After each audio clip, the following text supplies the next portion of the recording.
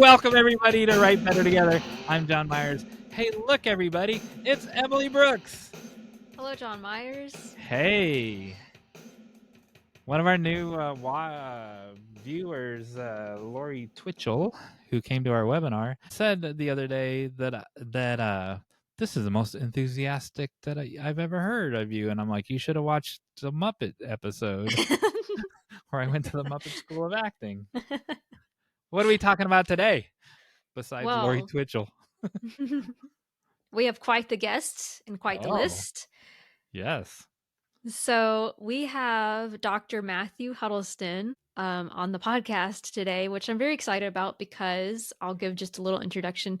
He is the one who invited me to his writing group because we both teach at Trevecca.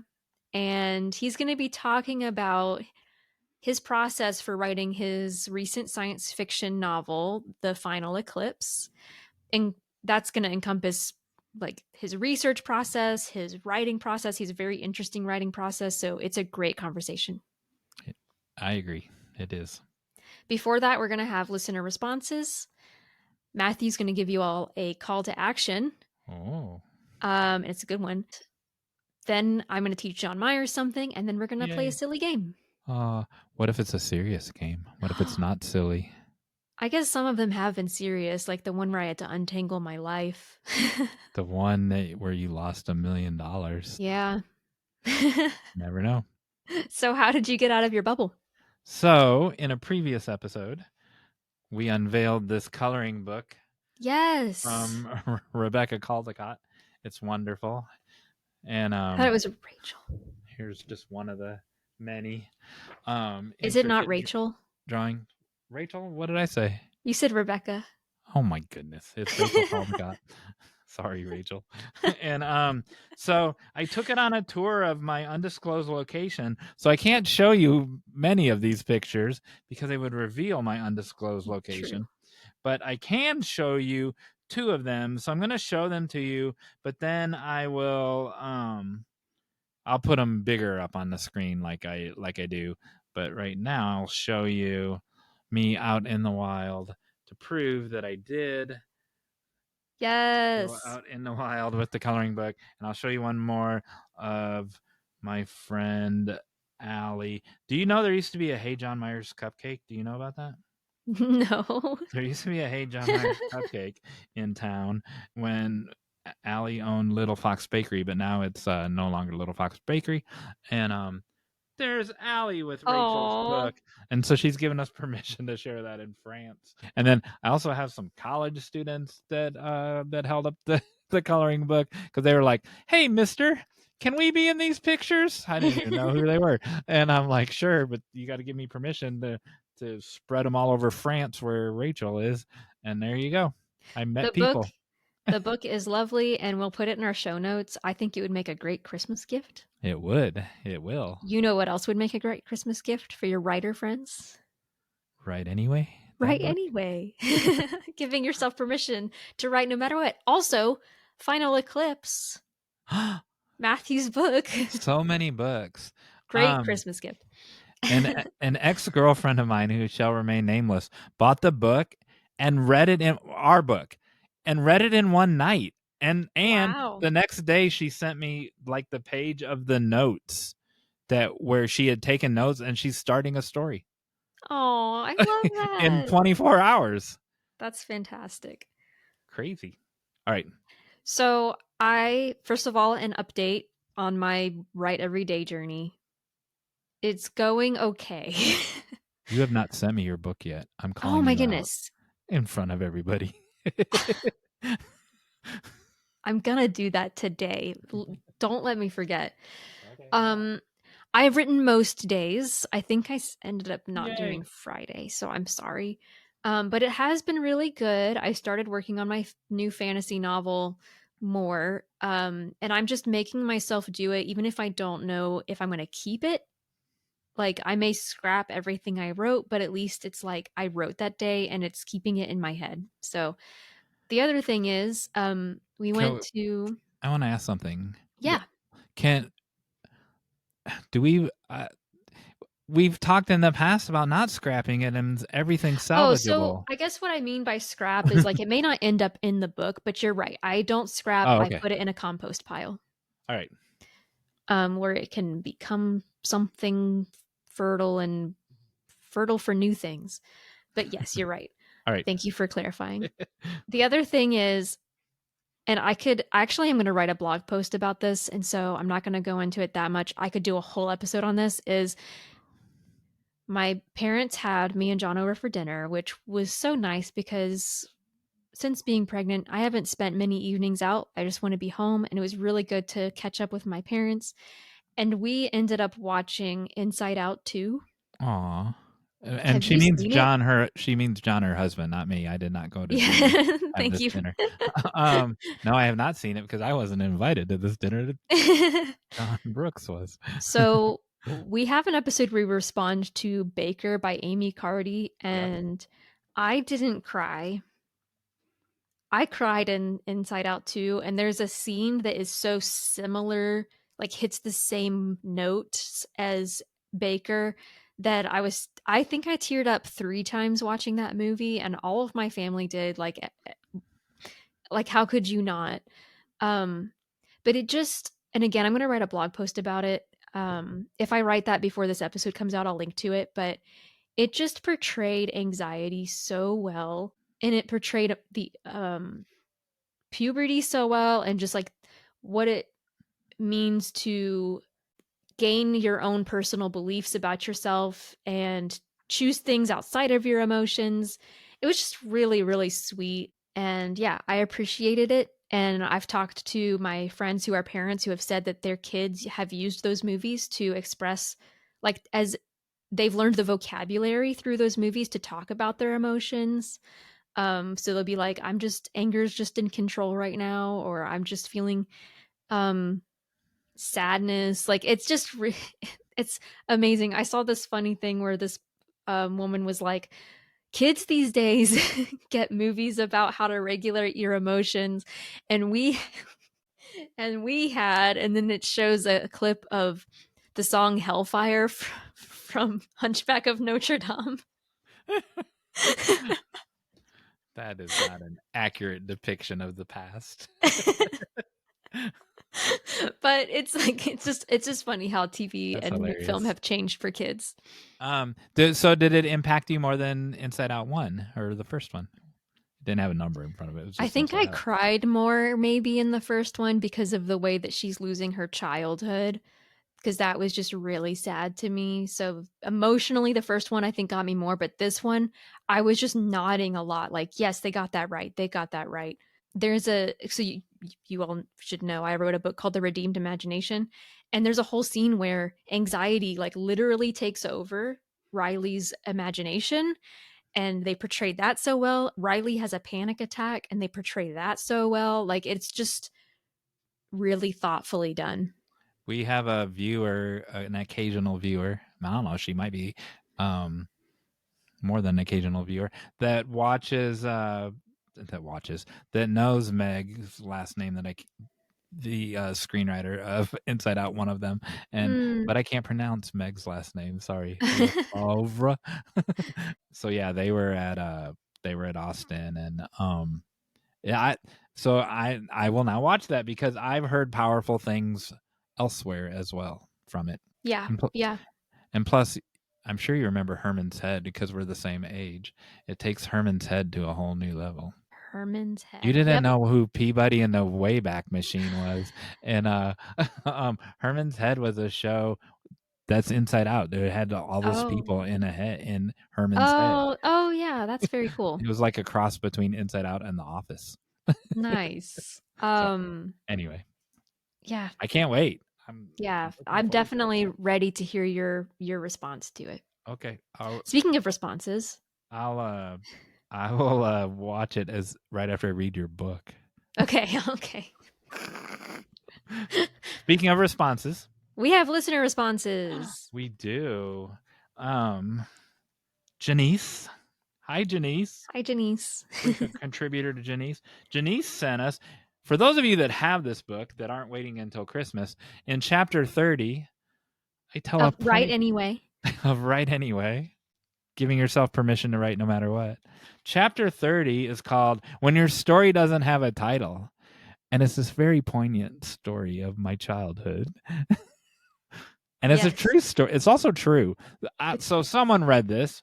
I can't remember if it was that person I just mentioned and said, "There's no way you did what happens in that story." No, I really did. it It's feels like true. something that would happen in The Little Rascals. No, I did it. It's true. And so and we ask you, the readers or the viewers of this podcast, to go to our webpage, Write Better Together. No, yes, writebettertogether.com. Mhm. And there's a page called Show Us Your Work. And we asked you to give us a title for that chapter.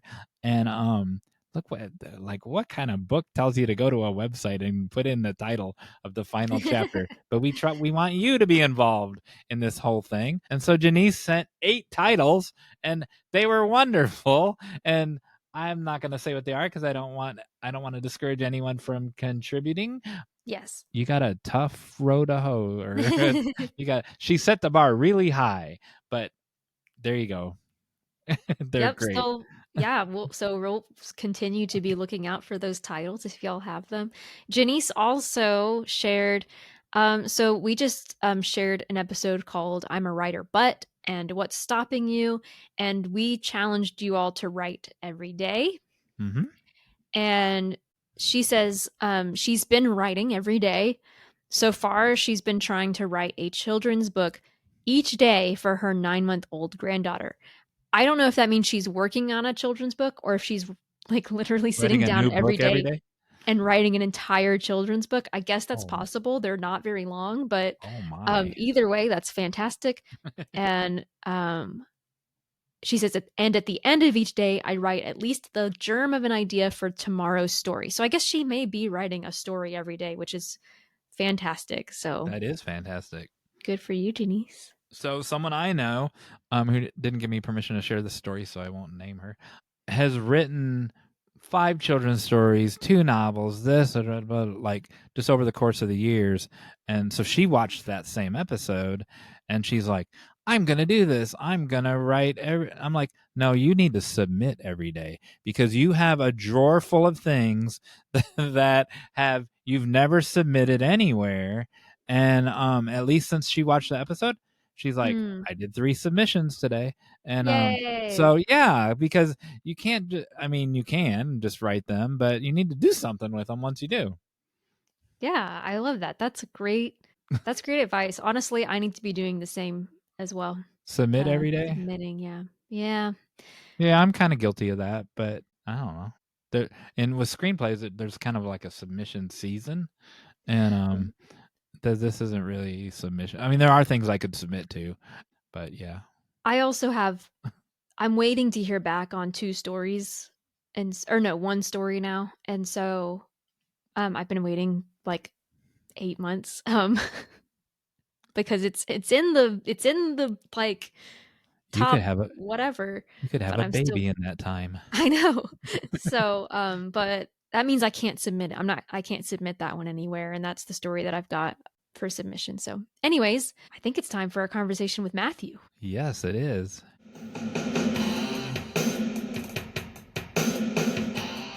And we're back. Hey, I'm still John Myers with Write Better Together. And look, it's still Emily Brooks. Hello, John Myers, and hey, look, everybody, it's Dr. Matthew Huddleston. Ooh, a doctor. Where'd he come from? Whoa. I'm the kind of doctor who can't really help people. I just, sit around and That's think kind. about scientific things. Thank goodness, because I don't want to have to give blood. So, can you tell us about yourself and also where you are and what you have written? Yes. So I am a physics professor at Trevecca Nazarene University, and that's where I'm sitting right now in my office at Trevecca, just in between teaching physics classes. And I recently, in the past few years, kind of decided I wanted to write a science fiction novel, which I did. Just published Final Eclipse, which is going to be the first in a series of probably 3 books. It was a lot of fun to write. So I've been doing science for, oh my goodness, a long time. can I say I'm the same age as you guys too, or? Sure. Yeah, sure. I've been teaching at Trevecca for 17 years and taught at a high school level for 6 years before that.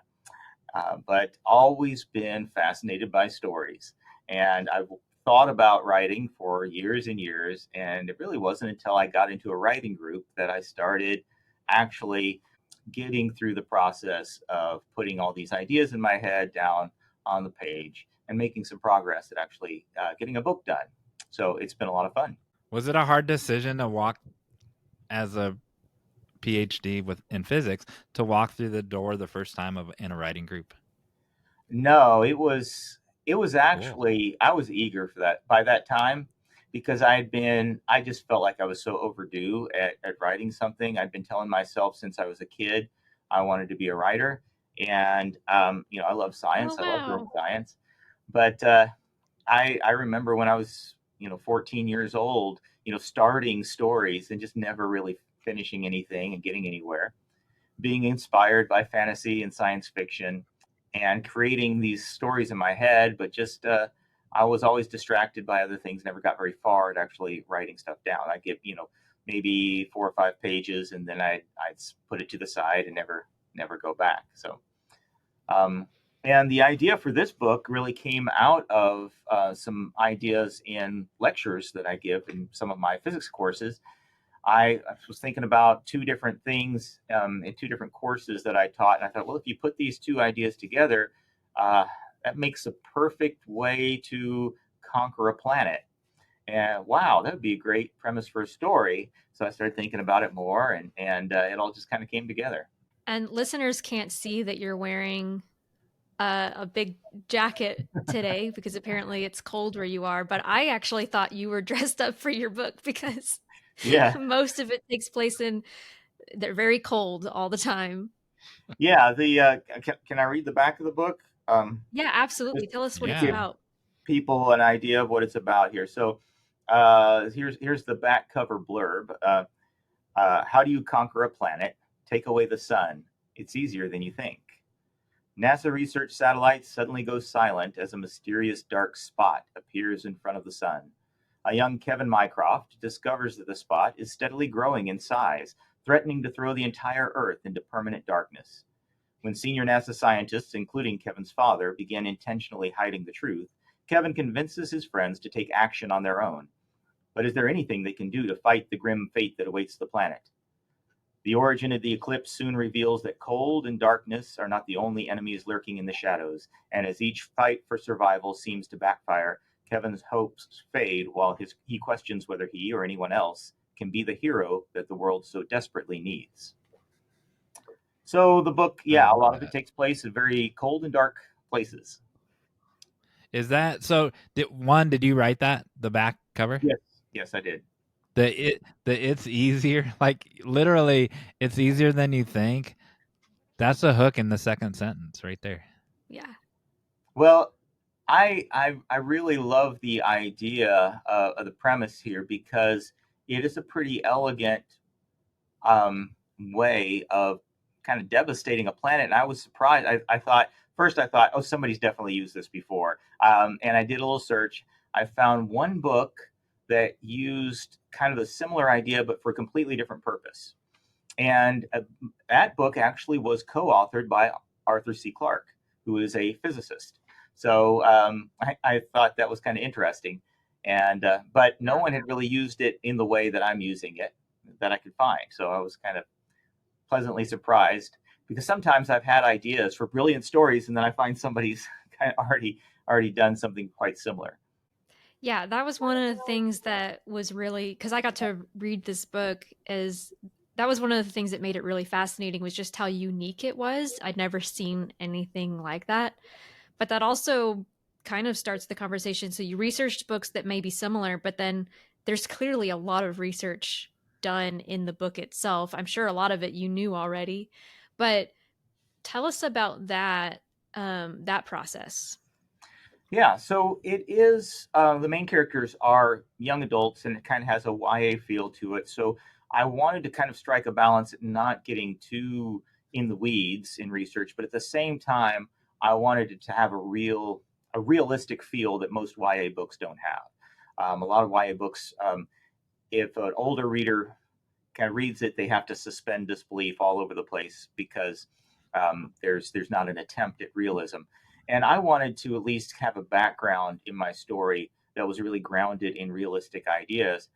And some of the science in there was stuff that I already knew about, and some of it I had to do quite a bit of research, especially on a lot of the details. But that was part of the fun for me because I love research. I love finding out new things and learning new things. And so I would for certain parts of the book, it was a matter of just understanding the background situation a little bit better. So I would, if my characters are going on a boat, I try to find everything I can about the type of boat that they're going to be on. I look up pictures. I look at schematics, and all of that information I'm not necessarily going to put in the story, but it helps me to visualize things better and realize what sorts of things are possible and what sorts of things may not be as possible. And I even went to a couple locations where events in the story happened. So it gave me an excuse to do some vacationing in Iceland and in the Azores Islands off the coast of Portugal. So that was a lot of fun. Be like, you went to the sun? I didn't go to the sun. I didn't travel out into space, but one of these days maybe. But there were times when I got my characters into situations too where I needed to get them from point A to point B, and I just wasn't sure. I had some idea in mind, and when I came to the point where I was going to write that, I realized, wait a second, the original idea I have, this isn't very realistic. There's all sorts of things that just don't seem right about this. I got to come up with a new way for them to get from A to B.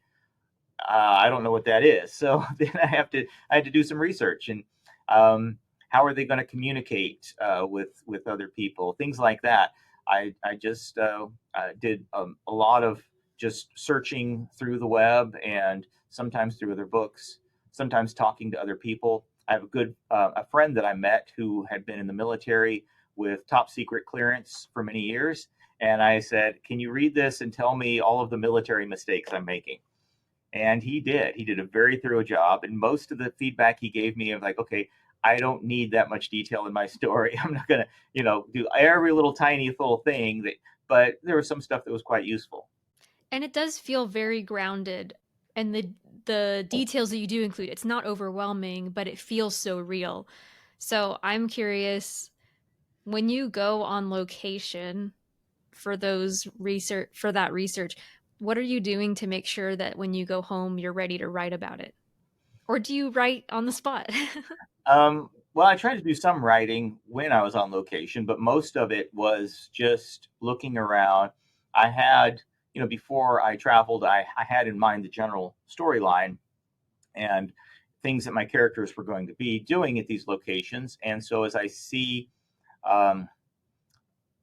just places that look like good opportunities or good locations for them to be doing various things, I just kind of take mental note, maybe take some pictures about that location so I could write about it. And some of it was, I really wasn't taking a lot of detailed notes when I was there, but it was more of just gathering ideas. And the great thing about the internet is you can go back and fill in a lot of details afterwards. If you've been somewhere, you can say, wait a second, what did that building look like?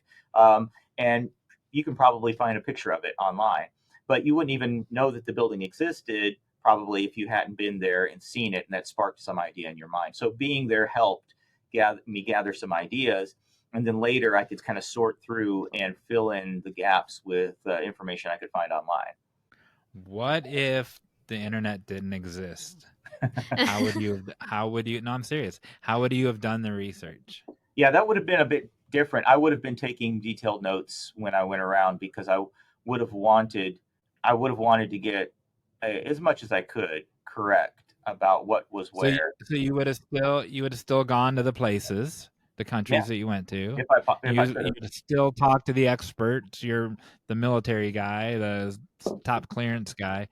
So there's still things you would have, like footwork, leather, shoe leather, that you would have done. Yeah, absolutely. I I think that, well, I've read sloppy writing before. We all have, right? One of my favorite examples is, um, Emily knows this. I don't know, John Myers, if you know this, that I grew up overseas. And so when I was young, my family lived overseas in Congo, and we didn't have a lot of different many books to read. So anything books that we got, we would just devour them. And somebody gave our family a whole bunch of Hardy Boys books, and we just went through all these Hardy Boys books.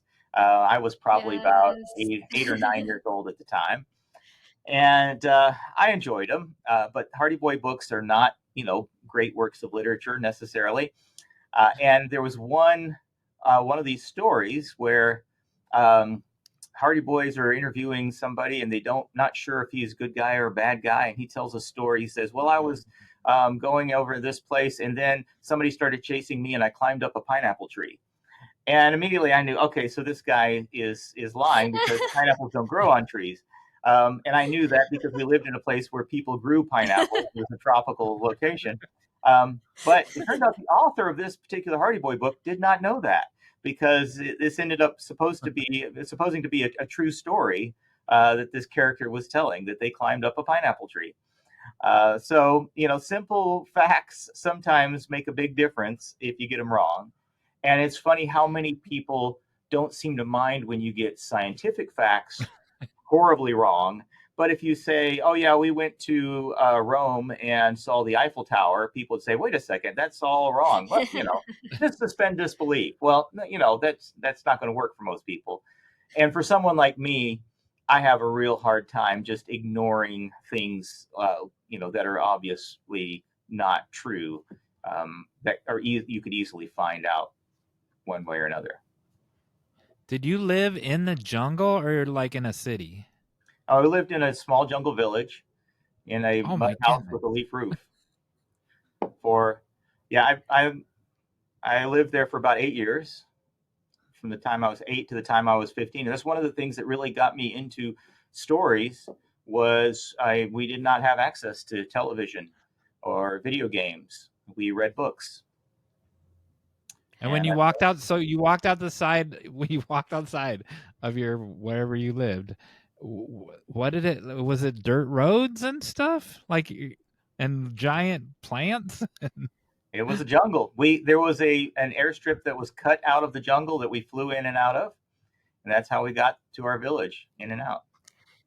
I Oh think my we need goodness. to talk about this more on our Patreon because you have started a new book related to that. Yeah, yeah, Would you Sure. be open yeah. to I can talking about talk that about, for yeah, the sure. Patreon episode? So listeners, come back There's just the because Wow. other it's side of me. fascinating. Yes.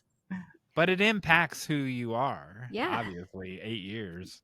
One of the things that does is it gives me kind of a global perspective on things. So when I'm writing a book about global events, I really want to take kind of other cultures and languages seriously. So part of the research that I did was also sometimes into other languages. I had a character who, for a few pages, he just speaks Dutch.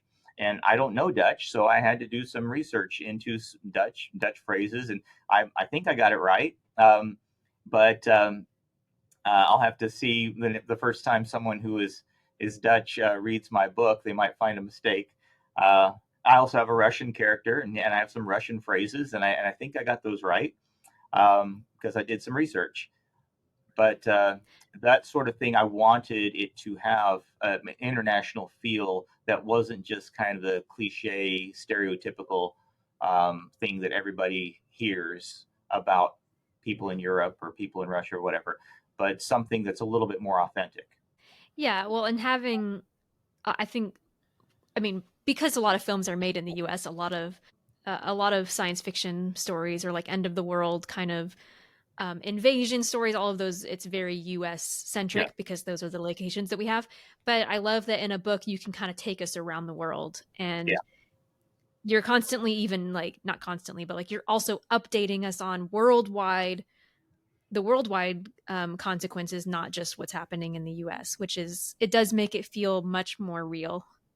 yeah, yeah. I think if the planet was under attack, it wouldn't just be an American thing, right? So there's, at some point, it makes sense to me to ask questions. What is the rest of the world doing, and how are we interacting with the rest of the world maybe differently than we would normally Yeah. interact with them?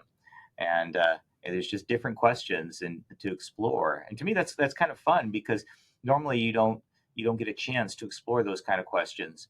And I think that's a missed opportunity for all those post-apocalyptic stories where it's a small Midwestern town is all you ever see. Right.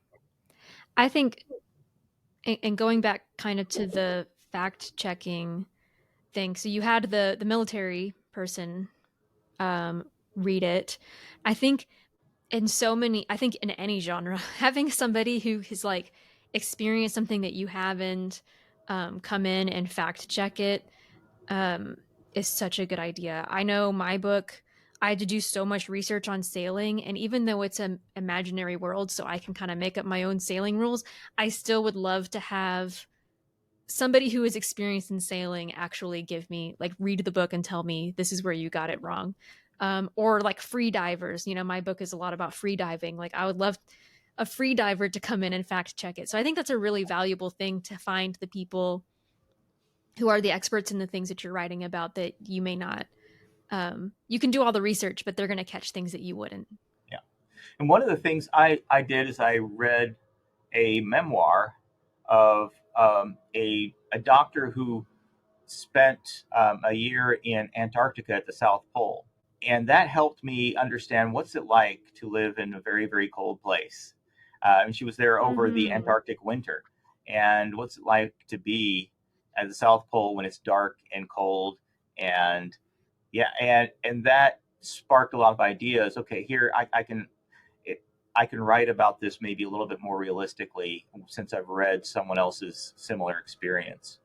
Um, so finding things that other people have read, as well as talking to them. If you have someone it's always great, to pick their brain and talk to them. But there's a lot of great stories and memoirs and things out there to also look at. Yeah, absolutely. So with the when you were, well, first of all, I have actually a question about this, because I was going to ask about your writing process. Yes. Did you continue having to research things as you wrote, or did you do all the research beforehand as you were outlining? Like, how did that work? Yeah. Oh, I definitely continued to do research as I was writing. And yeah, I can talk a little bit about my writing process now. Yeah, so you have a really interesting writing process. So, and I think I've not heard anybody else do this. So I'd love for the listeners to hear how you do it. Sure. Yeah, it's I call it a layering approach, because that's kind of how I think of things, is kind of layering my writing without, I'd heard other people describe ways of kind of exploration writing or discovery writing, or you know or planning out exactly what you're going to write, but everyone would talk about, then you just sit down and write.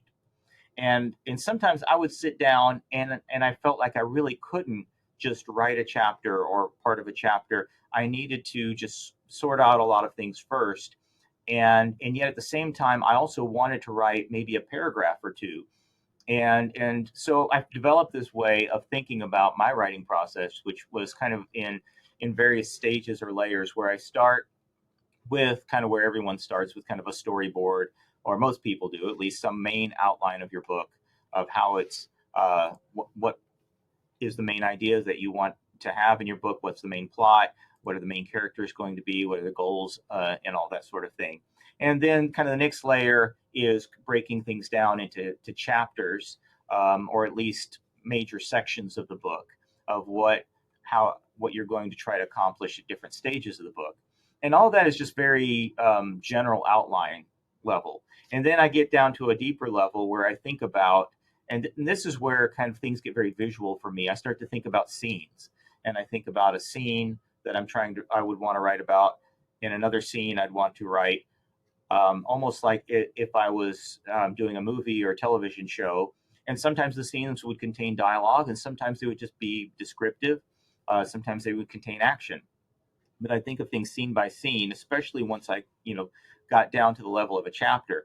How many scenes do I want in my chapter? Do I want one big, long, continuous scene, or 3 or 4 scenes kind of broken up? And when I start to decide that, then I would describe the basics of each scene. So I would just have a description of the scene, and now I can write that without having to worry about, am I writing good prose? And that was the freedom that I found, in that I can describe a scene, and I don't have to worry about, is this good or bad writing. This just has to be something that I can go back to and look and understand what that is. And then the next layer, I start to kind of think about, how would I describe this screen or describe the scene if it was like a stage play, where I had to tell someone how to set up the stage, or if I had to have dialogue, what kind of blocks of dialogue would I have? And so sometimes I would write blocks of dialogue where it's just like, if you've ever read Shakespeare or stage plays, where they have the character's name, colon, and then what they say, and another character's name, colon, what they say. And it's not, like a novel. It's just the character and what they say. And so I would just write that. And in my head, I would have this idea of the conversation, but I could get it out very quickly without having to worry about the tags and all of the details that I would normally want to put into my my writing. And then I go down to a deeper level, and I would come back over a scene like this, and I would think, okay, now I'm the director. How do I want to make this really come alive? What details do I want to put into this scene as they're speaking? What are they doing? How are they moving throughout the room? Is there important things that they're noticing in their surroundings? And what are their emotions? And how do I bring out their emotions, and things like that? And how do I tighten up the dialogue? Maybe change it a little bit. And so I approach it more from a kind of that director standpoint. And then the final, well, there's kind of two last stages. The first is like, I try to create an essay out of it, where it really does flow, like writing something that you would be reading as an essay or a novel, or something descriptive, or something that's not just a screenplay, and try to get some real flow in it. And then the final layer would be, I want to come back as a unique author and think of, what unique things do I want to put in my writing style, and to make it pop a little bit.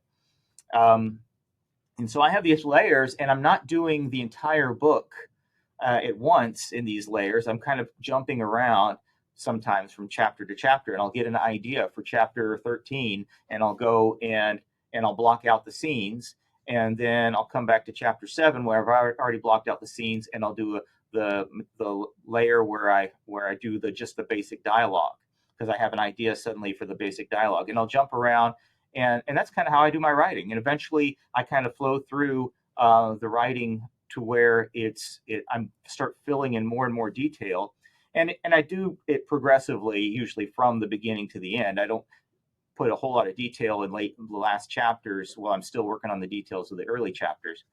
But it really helps to be able to jump around a little bit, layer a little bit, add detail here, add detail there, and before I worry about having any finished, real readable manuscript.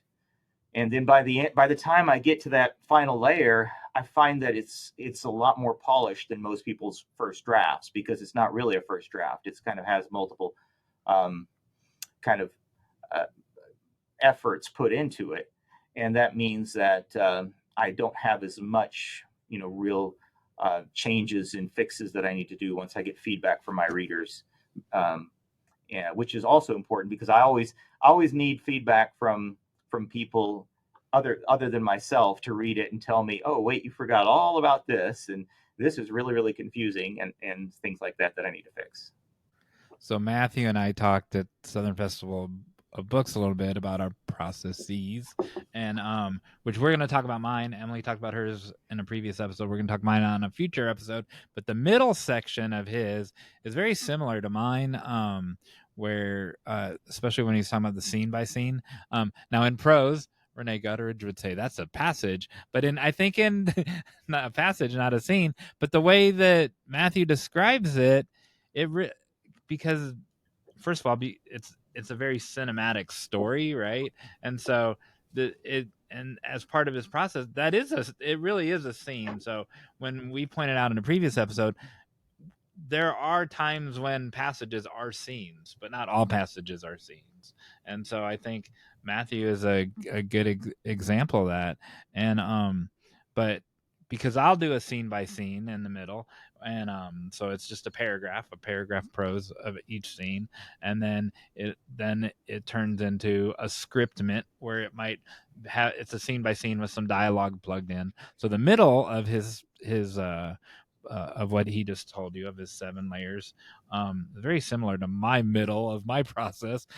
The question I have for you, Matthew, is it one big document you're hopping around in, or do you have 7 documents open? No, I put it all. So, and I got this idea from just listening to Writing Excuses. You've heard that podcast before, probably, where they said, just have a Word document, and then I use the view where the navigation pane is what it's called in Windows, where you can set up headings, and I set up a heading for each chapter, and then sometimes I set up headings for other additional notes or other sections. And so with that navigation pane up, I can just jump to exactly where I want to jump to easily, and I can see, oh, here's what I've got for this particular chapter.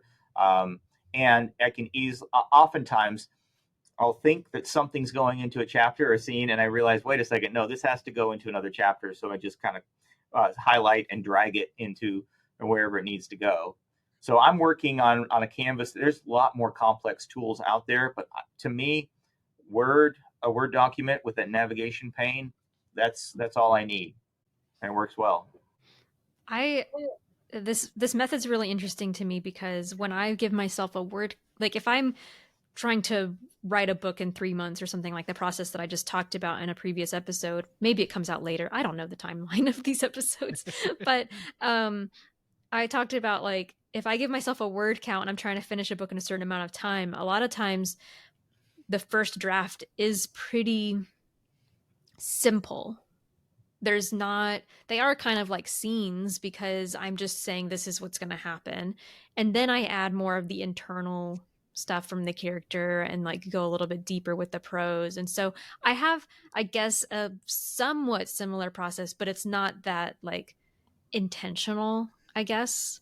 But I think one of the things that listeners can learn, like even if they don't do that exact method, is when you're drafting, like it doesn't have to be that perfect polished draft with the first thing that you write, because sometimes you're still figuring out what's going on and where your characters are going. And with your novel, Matthew, like it's so complicated or complex, really. You have so many characters that you're following, and you have all of these different kind of mini plot lines that are happening. And so it makes a lot of sense to me that that method would help you align, like, okay, this is what this character is doing, this is what this character is doing. Yeah. Here's the arc that needs to happen in this chapter, because I've read your outlines too, and they're very detailed about this character is going to move from this to this, and here's how they're going to change, and here's how they're going to interact, and these are the emotions they're feeling. And so I think that's a really helpful way to outline with such detail that once you sit down to write, it's like, well, you already know what's going to happen. Yeah, but I have to go back, to that outline sometimes to remind myself, what did I really want this character to do? And sometimes I change my mind and I think, well, wait a second, Yes, I really want them to do this, or I don't. But it's there as a guide, and it helps me to. The other thing that I often do when I'm going through this, I'm constantly asking questions. I'm thinking about what question would somebody reading this have. And that's one of the great things of having a writing group or some feedback from other people, is because they'll ask those questions for you. But as a writer, I'm thinking, what are the other characters doing now? And as I'm writing a scene for one, for say the main character Kevin, maybe his friend Joseph, and they're talking. I'm thinking, what are the other characters doing at this point? Are they doing anything important? Do I have to keep that in mind for the next time they show up? That they have done this, that, or the other. Because to me, that's part of real life. Is there other people are constantly doing things all the time. That's one of the things you can never as a writer do realistically. You can never account for just the complexity of how many people are doing, all the things that they do. And so, especially when you're trying to write a story about global events, the only way to do it realistically is to have thousands and thousands of characters doing millions of things. Of course, that doesn't make a story. So what you have to do is, cut out most of that, but still give the impression that all that's still behind the scenes happening. And so I'm asking myself, this part of the research in a way, I'm asking myself, what would have to be going on in the background? Okay, I might never mention this, but I might give a hint here or a hint there, just to add that kind of idea of complexity. And I don't have to sort out all the details, but the more I kind of think about those things, the more I can kind of give a realistic depiction of why, things that could happen. And yeah, it's really funny because when I start to do that, I often come up with more and more and more ideas of things I want to put in the story, and I have to be careful that I don't let things just kind of blow up into a story with a million different rabbit trails, because you don't want that. And there are some authors who are really good at that. There's some. I was just talking to someone yesterday about the various stories that are out there that tend to just branch out endlessly, where every next chapter or next episode or whatever, you have 10 more questions and you haven't answered any of the previous questions, and then you have 10 more questions too, and so it just branches out endlessly, and you don't want your story. I don't like stories that do that.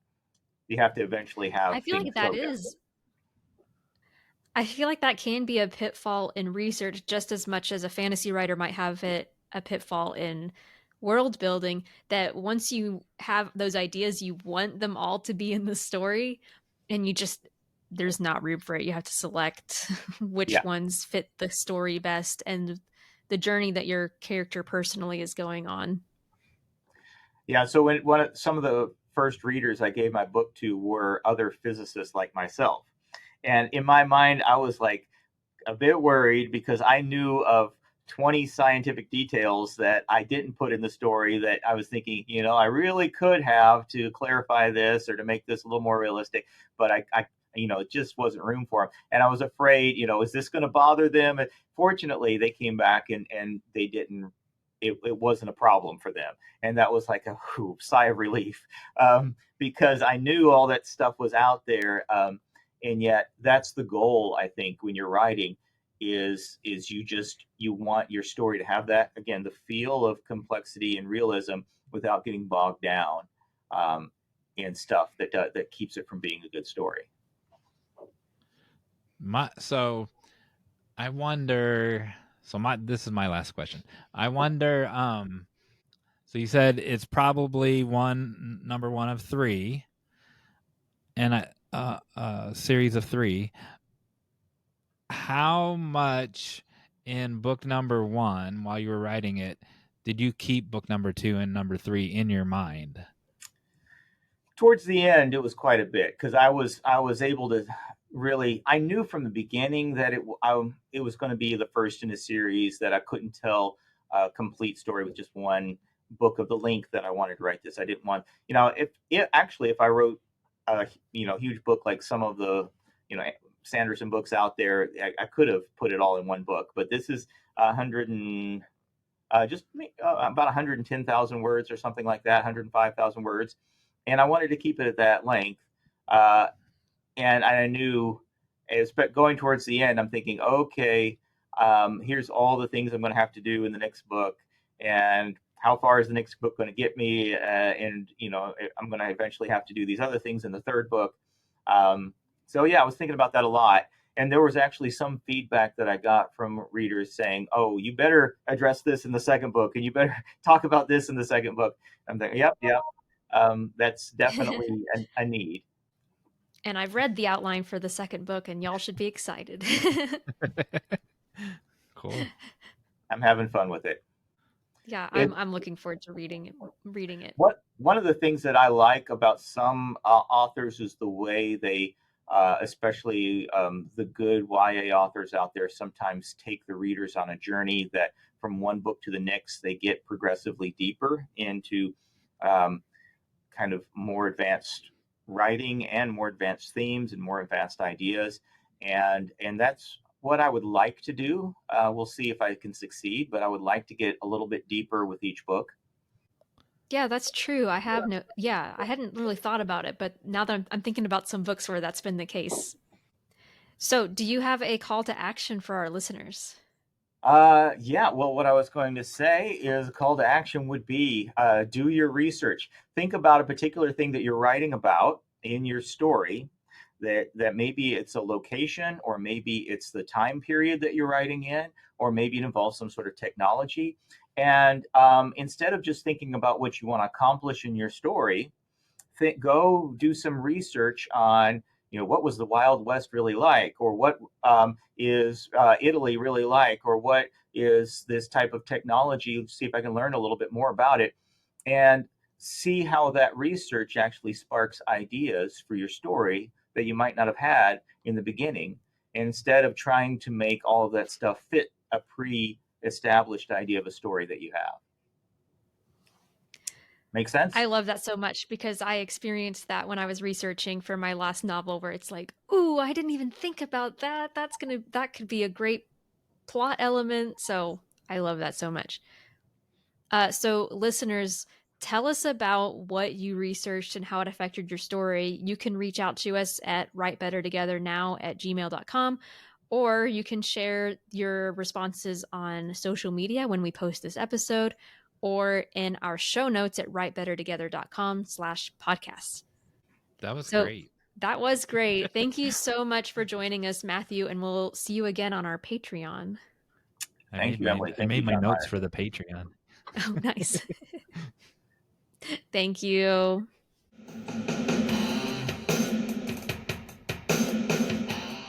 And we're back. That was so good. It was great. For real. Here's what he does. I mean, he does really well. Is if you, a lot of our authors have done this, but this is fresh in my mind because we just talked to him. If you watch a lot of podcasts or listen to a lot of podcasts, they give you a sales pitch for their book, and then they like, and then this happens, and then this happened. That's not what he did. He explained it. So I mean, he did read from the back cover, but even his back cover like has a hook in it, which you just saw if you watched this episode. And but he explained his process in a way, and that it wasn't a sales pitch, but like, now I really want to read this book. He also didn't give away a lot, and I had to like hold back on some questions because I wanted to be like, how did you choose this thing? But I was like, I don't want to give anything away. It was very engaging, and Yeah. that didn't even occur to me, but you're right, he didn't. And Yeah. it yeah, he explained it in a way that made you want to read it no matter what. Yeah. Yeah, that was great. And also Fantastic. just like you can tell he's a teacher because he just is articulate and explains things very well. So it was good. I didn't know until you introduced the thing that he invited you to his writing group. I thought you invited him to your writing group. It was the other way No, around. we met at a reading that we did at Trevecca. I didn't even know he wrote until this event. And I never had him as a professor, but a lot of my friends did, and I just knew of him. I'd seen him walking around campus, but I didn't know he wrote until then, and we just got to talking about writing, and he invited me to his writing group. So, yeah, that's how I got involved in that. Cool. So, I really appreciate that a lot. Is it time for that, or do we do? I'm forgetting the order of things. I love it. I love it. So speaking of Rachel Caldecott, in one of the screenwriting groups I'm in, someone asked, "What podcast do you listen to?" And Rachel Caldecott said, "The only one I listen to is Write Better Together." But is it really a podcast? And I'm like, if we're not a podcast, what are we? And it was so sweet. She said it's two nice people talking about interesting things. Oh, that is It's a so good way to sweet. describe it. And she said we're interesting. So I there you go. love That's it. why, because we forget what we're doing. We forget the rules to the game. We forget the order of our own show. So are we ringing the bell, or are we hey John Myersing? It's Hey John Myersing time, I Hey think. John Myers. What a surprise. I wasn't ready for it. Yes. So I Oh, you made a don't have a sad face. question. I feel like I don't have a question for this one, but remember when we were talking about in a previous episode, we talked about anxiety and how like I talk about how I have anxiety all the time, but then like I don't always like it when people say I have anxiety and like that whole conversation. That was a question. It was just a long one. Do you remember that? do you remember when we do you remember when we were brother and sister, and when this is bad exposition theater. remember when we were sisters and we went to our brother's 7th birthday party, who's sitting right there and that is now 49. I do remember that episode. So between that conversation and just having watched Inside Out 2, I thought I could go a little bit deeper into talking about anxiety disorder. Yes. Because we kind of raised some questions in that, and I felt like the movie brought up even more thoughts for me. So one of the things that I think the movie shows really well is that anxiety is an emotion, it's not a disorder.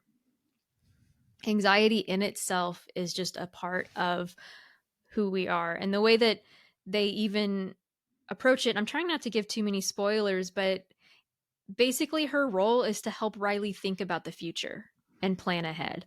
But that can be a really good, powerful thing, right? Because we need to plan ahead. We need to think about the future and potential consequences of our actions and all of those things. But it can also go to a point where if we take that in a negative way, it can spiral, right? But that's something that everybody deals with. And so I've been seeing a lot of like content creators lately creating videos where it's like, if you have anxiety, then you do this. Or if you have ADHD, then you do this. And if you have OCD, then you do this. And it's a very much like categorizing these disorders. But what I've found interesting is that a lot of times, like, they're just very human things, like very relatable things that they're talking about. And so, what is the difference between just having anxiety as an emotion versus having a just anxiety disorder, or having some attention problems versus having attention deficit disorder, or having some personality quirks versus having obsessive personality disorder, right? So or obsessive compulsive disorder. Um, and the main thing, and I feel like this is so self-explanatory, but I think that because people are just very interested in diagnosing lately, that it kind of get lost in the weeds. A disorder is something that can be debilitating, right? So I was looking at like, okay, what is generalized anxiety disorder, which is what I was diagnosed with years and years and years ago. And it's something that has to affect your day-to-day life and your regular functioning. And usually it's something that you have been experiencing for a long period of time. It's not like interspersal or something that's new that's come up. It's usually like you've been experiencing this for 6 months or more. For ADHD, it's like you should have seen like symptoms throughout your childhood, not just now. So it's something that it's not just that you're having anxiety as an emotion, it's that it has basically taken complete control of your brain and you can't function the same way that regular people do. Any thoughts or questions on that before Yes. I can go on? Yes. So, Dr. Emily, Dr. Nick's watching, so he can chime in if he'd like. So, I was going to ask one question, but then you added that it has to be over a 6-month period or since you were a childhood. But remember when remember the time when you were my sister, and remember the time I called you and I said these people are coming from out of town with no notice, and I was frozen and I couldn't do anything. So that was debilitating. Yes. But it was doubly debilitating. So I called Emily because Emily's good at this stuff and she's familiar with it. But it wasn't a 6-month pattern of it. It wasn't 100 years. 100. I'm not 100. 100 years. It wasn't a lifelong Wow. pattern. It wasn't a lifelong pattern of it. So question number one is, it was still debilitating. Was that a disorder for the day? It was more than an emotion. Question number 2. Is that mean there's 6 more months of it ahead in the future? Was it my first debilitating one? That's a really good question, and I am not necessarily equipped to answer it, so people don't write in and tell us tell us the truth, because I wasn't expecting that question. My initial reaction is it kind of reminds me of like people who have phobias. Like, you may not be afraid of snakes all the time, but if you see one, then you're going to freak out. And so there may be like things that trigger like specific responses, but it's not a consistent thing. Does that Okay. make sense? Yes, it makes total sense. What was your second question? Was it my first of? Oh. Was it the marker that now a period of discontent Well, I is mean, now beginning? it's in the past, so I guess you can say, like, did it go away? What? That one did. That Yeah. one instance did. Yeah. So, but I never had one before, and so now I'm like, is another one going to jump out of the bush? Because you don't know. I didn't know it was coming. Like, You mean, like, was it Could the phone ring right now, and I have another one? oh, Oh, another guest? another In Frozen episode. Frozen episode. Interesting. Yeah, I don't know. I didn't even know This what it was. yeah. I think in That that is really episode, interesting. so it made me remember one other one. So, but 2 in 100 years, and so that's not a pattern of debilitation. Right, so that's another thing that made me think about this is I already kind of gave this away, but Riley has a panic attack in Inside Out 2, and I don't think that like, that doesn't mean that she has an anxiety disorder, it doesn't mean she has panic disorder or that she's gonna continue to have panic attacks, right? But there are some kids like me as a child where panic attacks were a regular event, and that doesn't mean it was, like, all the time, but it was regular enough that it was like, yes, you have panic disorder, you have generalized anxiety disorder, because it was most days I was dealing with something. And Now, I think this is important that we talk about this because here I'm Mr. Naive, right? And you have experience. Well, there's other people in the audience right now who are in my same boat or are in your same boat, and they need to hear people talking about it. I think so too, and I think especially again with this kind of like everybody's really interested in diagnosing themselves, like again, like I saw like a comedian, for example, talk about how he was at the airport and he was constantly checking for exits and he was worrying about this thing and this thing and this thing, and then later someone said like, oh, you have anxiety. Well, I think that we can all be in situations where we feel anxious and that that's a very natural pattern. But is it debilitating? And I mean, it doesn't have to be like you're not like you don't always have to be in the fetal position, like But I think about for my childhood, and this is not me trying to like one up anybody or like tell like make people feel bad for me, but it was like you don't want to leave the house, you have trouble eating, you have trouble socializing. Like there are multiple layers to it that make it difficult to function. I mean that's not to say that people can't have a mild version of this, right? It also doesn't mean that that's like you can grow. So I like to I think that one of a good comparison is diabetics. So you may meet somebody who is diabetic and never know that they're diabetic because they have managed it. They are they're living with it. They are consistently having to consider their life choices each day to manage it, but it's not necessarily like they're dealing with it. And I think anxiety is very similar. Like some people, if I just meet them, they may not know that I have an anxiety disorder, but that's because one, I'm taking medications that help boost my serotonin. I have tools in my pocket for managing anxiety, and I also have things that I know may trigger anxiety. So just like a diabetic might avoid certain foods, I might have to work a little bit harder on the thoughts that I let into my head. So I think and I what I don't know, because again, I don't I really don't know the answer to this, is if you can just say like, oh, my anxiety disorder is gone. Like, is it gone or am I managing it? I'm not really sure the answer to that. I know that I used to have panic attacks like a couple times a week, and now I have panic attacks like maybe once or twice a year. Do I still have panic disorder? I don't really know. I know that I'm managing it regardless. So that one when I got frozen and then I was debilitating, I couldn't do Yeah, anything. Um, so here's what helped. So your advice of just do one thing, just do one thing. Um, that didn't help because I couldn't do one thing. because you were But the frozen. because I was frozen. However, the fact that you gave that advice helped, that I knew that there was Interesting. someone that I could call that Oh, knew a tool, right?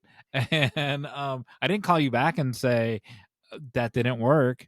It, right. it, it was like, well, I just did an episode with her last week Tuesday. She was fine. And so the fact that I knew that people that endure this more than I do exist and are functional, Yeah. um, that's what helped, which is again is why it's good to have these conversations. Well, and that helped me a lot growing up too, was actually reading the stories of people who had been through it, or even talking to my parents, because like both of my parents had a lot of anxiety, like seasons of anxiety. So I don't know if you would say that's a generalized anxiety disorder or not. I'm interested in that, but they've definitely had seasons of anxiety and then they recovered from it. And so hearing recovery stories is so encouraging because you're just like, okay, like Yeah. you can get better. You can get better. So we have a future guest who will be on. Well, I was gonna say I don't know if it'll be on before or after this. It'll be after because it's our Christmas Eve episode, right? And Judy Go Wong. I might have these in the wrong order, but deal, heal, feel, seal, and probably I said those in the wrong order. Um, but this will come up again with her for Yeah. sure. And so I think it's great that, like, what a thing to talk about on Christmas Eve too, right?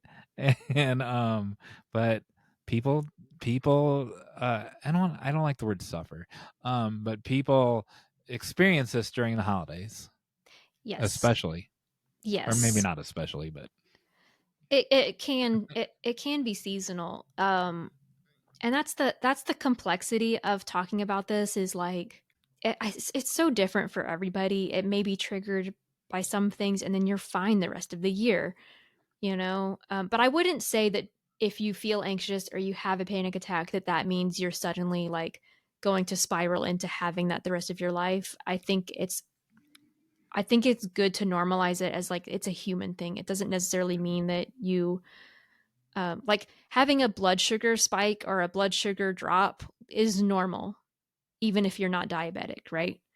I've convinced myself many times that I was diabetic just because I experience normal blood sugar problems, right? oh my Like, goodness. but it's not debilitating, and that's the difference. So, Wow. I'm the opposite.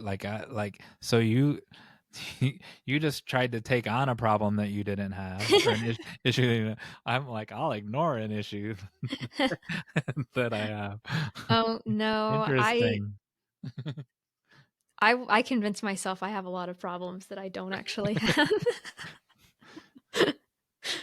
All right. Well, I hope that was helpful. And if Yeah, anybody has this is questions, I'm great. happy to answer more questions. But again, there are some questions that I can't answer because it's so different for everybody. And that's where a therapist and a doctor can help you better than I can.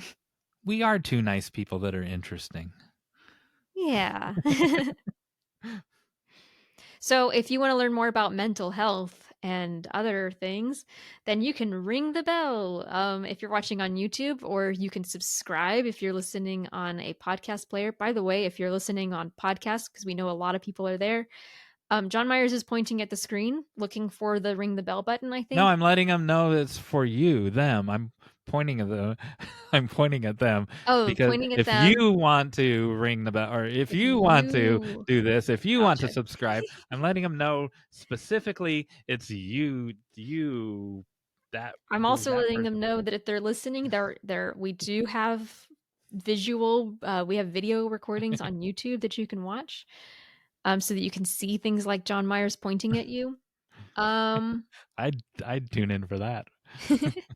You can also subscribe to our newsletter and get our stuff in your inbox and know whenever we do webinars and things like that. We just had a webinar. It was great. So if you missed it and you're interested in learning about our next one, subscribe. You can go to writebettertogether.com. Just the homepage has a subscribe form that you can do, and you will be updated. Now I'm being choosy at who I'm pointing at. There's one person there. I don't want that person subscribing, so I'm trying to make sure I miss them. I'm trying to make sure I pass over them. And when I was a child, my family would travel. We were taught not to point. That it was rude. Yeah. Were you taught that? Yes. Don't point, don't stare. Yeah. And did you know that if you point at birds, Go ahead. Professional bird watchers know that you don't point at birds, but I always do it because I always forget.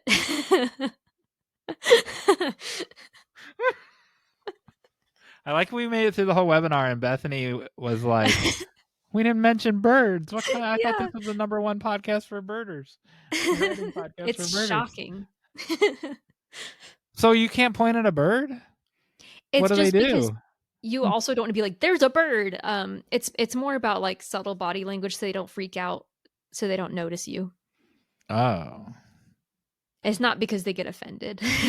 That episode I saw where your bird was looking at me and it laughed at me. I should have pointed at kaiju.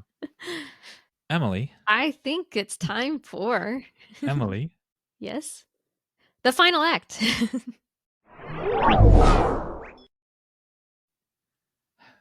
Emily. What? Are you smarter than a capybara? Oh my goodness.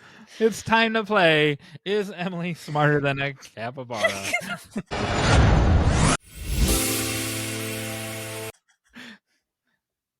First, I'll tell you the prize. I'm glad you think that's so funny. I told you this was a serious game. Didn't I say at the beginning of this show this was a serious game this time, and now you're giggling at it? Oh, yeah. You'll be playing for this serious prize, this chocolate-covered marshmallow, chemically infused snowman, my favorite candy. So I will be asking you a series of 3 questions. I will also be asking the capybara the same 3 questions. And whoever gets the most right wins. And there's a bonus question at the end. And it's based on choice. So 3 questions. And here we go. Okay. Do the thing where I share the screen. There's going to be stuff on the screen for our listeners. But you'll hear the questions are said out loud. So okay, so you'll hear them. Yes. Ready for question number 1? Yeah. Emily? All right. Here we go. Hey, Cheesecake, what's a ghost's favorite dessert? Emily, what's a ghost's favorite dessert? Marshmallows, because they look like little ghosts. Oh. Let's see if your answer is closer to Cheesecake's answer. I would have think he would have said cheesecake, or she. I don't know what the gender is of cheesecake. Ice cream. Now, I want to refute something. I don't think she's asking the question. I think she's... Cheesecake, it pauses too long, so she had to answer it. Did the capybara answer the question? Yes, by facial expression. And clearly this capybara was baffled by the question, and so she answered it. So in this case, I better keep score. Well, I was incorrect. Emily was incorrect, and the capybara was incorrect. Oh. Cheesecake. So now we're 0-0. All right. Next question. Cheesecake. Emily, what's a ghost's favorite drink? Oh, that's a good idea. Favorite drink. I'm gonna overthink these. And so will cheesecake, I bet. I'm trying to think of like puns, like if there's like boo something. Because capybaras are known for their pun Yeah. skills. I mean, ice cream was kind of a pun. Oh. Honestly, I don't know. Hot chocolate because there are marshmallows floating around in it. I just keep thinking of marshmallows. I think you were subliminally impacted by that That's my marshmallow. answer to save you all from me sitting here for 10 minutes overthinking it. I think you were subliminally impacted by that marshmallow snowman. Let's see if cheesecake does any better than you do. Why did we ask 2 ghost questions when we established in a previous episode there are no such thing as ghosts? I know. That's an even better question. All right, let's see if the answer is trick question. There are no ghosts. That's perfect. Let's see if cheesecake figured that out. Kool-Aid. Oh, come on. That's not even a real drink. He looks just as irritated as me. He does not like this game. Emily, why don't monsters eat clowns? You know the answer to this one. I do? Yes.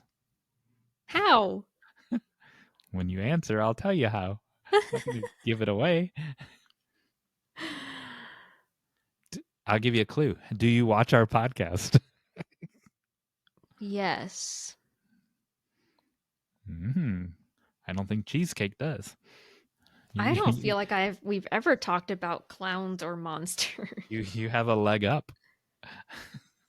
Because I don't think cheesecake watches this podcast. We've never talked about clowns. I picked this question because of a previous episode. What? Have we talked about clowns? Yes. We haven't talked about it, but this question has come up in a slightly different form, but the words eat clowns was in the question previously. What? I have no idea what you're referring to. Well, give it. I'll fill in the blank, but you got to give an answer before. You got to at least try. Why don't monsters eat clowns? Because clowns are monsters. Okay, there's your answer. I'm sorry to all our listeners who are clowns or monsters. It's only because this is Stephen King's fault. All right, let's see if cheesecake has a better answer than you do. It tastes funny. Wah, wah, wah. Hey, cheesecake. Right. Now, do you remember the episode? No, I truly Okay, don't. well, I'm gonna run the bonus question by both of you, and then I'll explain the previous episode, and then you'll be embarrassed that you don't remember. All right, stop sharing. It vaguely sounds familiar, like I feel like you told that joke somehow. I would never tell such a bad joke. So this one, so the first 3, you're doing great. The first 3 were questions. This one is a choice you have to make. Okay? Okay. Also, I'm not doing great. I lost all 3. I know, but I overpraise people. But my overpraising is normally based on truth, isn't it? Yeah. Well, you're doing better than cheesecake because cheesecake hasn't even tried, hasn't even guessed. Just stares at this camera. At least you're trying, like you're thinking. At least you're overthinking. Okay. All right. So share screen again. Remember, this one will be a choice. Okay, it might start immediately, so get ready.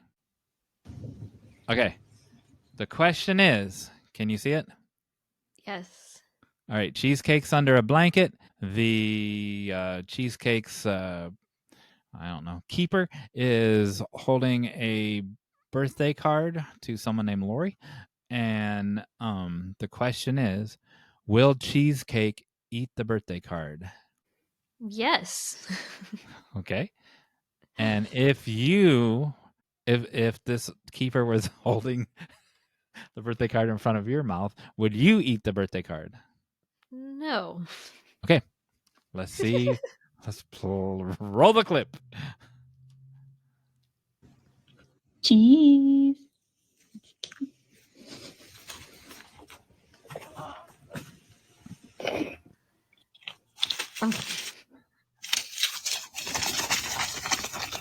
Yay, you got it right. You know, Finally. I was worried that our listeners wouldn't be able to like hear the answer to that question, but I think they did. I think you heard the crunching and you heard me say, yay, you got it right. Let me unshare my screen and then I'll get you caught Also, up to speed on the score and all that other stuff. Hold on. that seems to be from @Darkwing Wildlife on YouTube.